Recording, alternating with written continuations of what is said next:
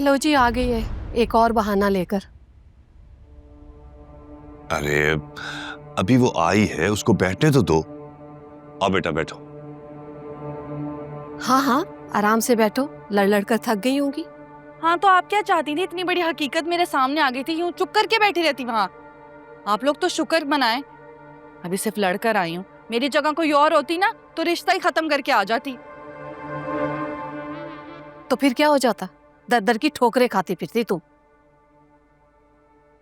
फातिमा, कोई खैर की बात भी कर लो ना। अरे जो खुद अपने लिए खैर नहीं चाहते, उनके लिए बात करके क्या हो जाएगा? ये मिसाल आप अपने बेटे को भी दें। इनकी बदौलत ही ना वो आयमा मीसनी इस घर की बहू बनने वाली है। मंगनी तक करवा ली, लेकिन मुंह से भाप तक नहीं निकाली कि वलीद की सौतेली बहन है। जब वो एक दूसरे में फर्क नहीं समझते तो वो ऐसी बात क्यों करते हैं?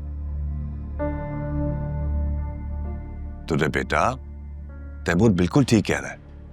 जब बहन भाइयों की रगों में एक ही बाप का खून होता है तो रिश्ता सगा ही होता है।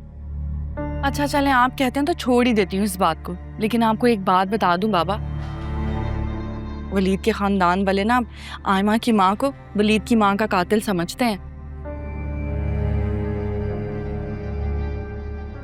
अब ये क्या नया शोशा है? शोशा नहीं है, एक राज की बात है। इनकी मंगनी वाले दिन ही आयमा की बड़ी पुफी ने सब बताया था मुझे कि वलीद की माँ की हालत खराब थी तो एक नौकरानी ले आए। नौकरानी लेकर आए तो चंद ही दिनों में वलीद की माँ और बीमार हो गई और मर गई। तो तब से वलीद के बाप ने उस औरत से शादी कर ली और अब तो पूरे घर पे फिर वो काबिज हो गई थी। ये सब मनगढ़ंत और झूठी अफवाहें हैं। सही कहते हैं वैसे तैमूर भाई, मोहब्बत अंधी ही होती है।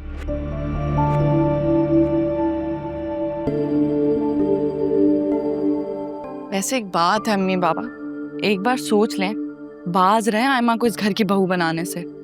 बहुत चालाक होशियार है मीसनी। मैं तो वहां रहती हूँ ना, भुगतती हूँ उन लोगों को, सबकी फितरत से ना अच्छी तरह वाकिफ हूँ।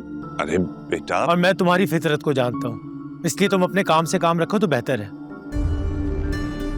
हाँ, आज तो हमने तुम्हारी बातें सुन ली, आइंदा नहीं सुनेंगे, समझ आई ना? तुम अब अपने घर जाओ, शाम होने वाली। क्यों जाऊं मैं तो नहीं जाऊंगी। लड़कर आई हूँ वहां से, और वैसे भी मेरे बाप का घर है, मुझे यहाँ से कोई भी नहीं निकाल सकता। जा रही हूँ अपने कमरे में।